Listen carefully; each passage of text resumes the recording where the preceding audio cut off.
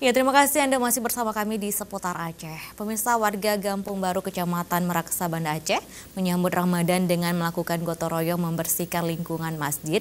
Dengan membersihnya lingkungan kampung dan juga menasah diharapkan dapat memberikan kenyamanan saat beribadah sehingga lebih khusyuk. Sejak Minggu pagi, warga Gampung Baru telah mendatangi halaman menasah setempat. Warga membersihkan lingkungan menasah dengan membabat rumput, membersihkan selokan dari sampah yang tersumbat, mengecat dinding menasah, hingga mengepel lantai. Tradisi gotong royong menjelang puasa Ramadan seperti ini sudah berlangsung setiap tahun. Karena dengan lingkungan menasah bersih dan rapi, diharapkan pelaksanaan ibadah menjadi lebih khusyuk.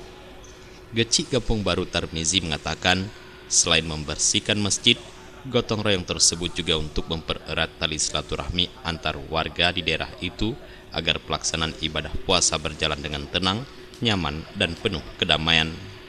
Geci Tarmizi menjelaskan, berbagai kegiatan yang telah dipersiapkan selama bulan suci Ramadan terdiri dari sholat tarawih, tadarus, dan berbagai kegiatan keagamaan lainnya. Setiap menjelang bulan Ramadan itu kami melaksanakan pembersihan baik di masjid, di halaman-halaman masjid ataupun di halaman-halaman pekarangan masyarakat. Ini tentunya dalam rangka kita kedatangan bulan yang penuh dengan keberkahan. Tentu dengan kehadiran bulan Ramadan kita harapkan nanti suasana kampung sudah nyaman, tenang, dan indah.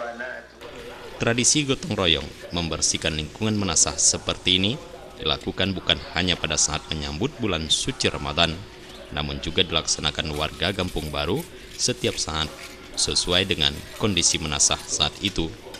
Pada berbagai kegiatan kampung, perangkat desa setempat selalu berupaya melibatkan partisipasi aktif warganya agar mereka merasa memiliki tanggung jawab bersama terhadap kondisi lingkungan desa.